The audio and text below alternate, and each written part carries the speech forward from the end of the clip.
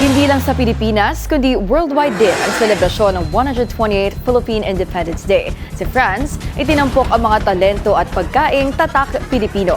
Yan ang Agenda Weekend Report ni Europe correspondent Dick Villanueva.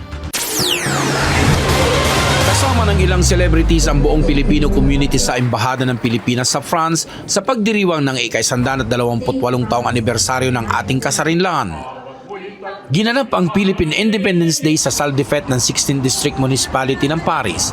Pinangunahan ni Ambassador Eddie de Vega, 10 ng kawani ng Embahada at Konsulado ng Pilipinas sa France, ang pagdiriwang ng Araw ng Kalayaan. Sa kanyang talumpati, nagbalik tanaw si de Vega sa mga bayaning nagtanggol para sa kalayaan ng bawat Pilipino. Nagbigay pugay din siya sa mga OFW na nagtatrabaho sa France bilang mga bagong bayani. I wish to pay tribute to all Filipinos in France. Kayo po, our workers, professionals, entrepreneurs, artists, students, scientists, researchers. No, I always say this, kayo po, no, as a diplomat. You are the real ambassadors because your achievements, your daily interactions help shape how France and the world sees the Philippines. Ipinagmalaki din ni Ambassador de Vega ang kauna-unahang Pilipina na ginawaran ng pinakamataas na karangalan ni France President Emmanuel Macron.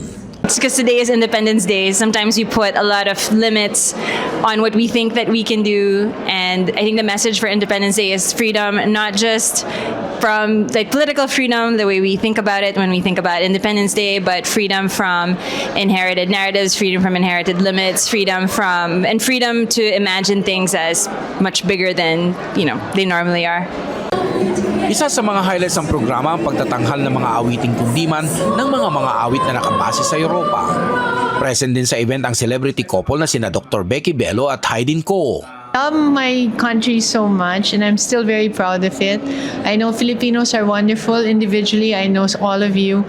Sana each of us will do our best to help our country na lang in our sphere of influence so that we can make bangon and show the world that we are really great.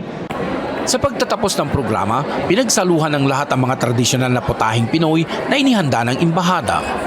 Kaalinsabay ng Araw ng Kalayaan, ipinagdiwang din ng Igorot in France Association ang ika-14 na taong anibersaryo ng kanilang asosasyon, kung saan ipinakita nila ang ganda at yaman ng 7 probinsya ng Cordillera.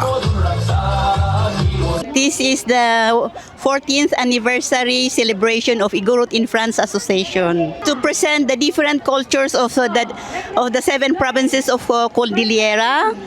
Sa paggunita ng Philippine Independence Day dito, muling nabuhay ang pag-asa ng bawat OFW na kaya natin ipagtanggol ang ating soberanya laban sa mga dayuhang nagtatangkang manghimasok sa teritoryo ng Pilipinas.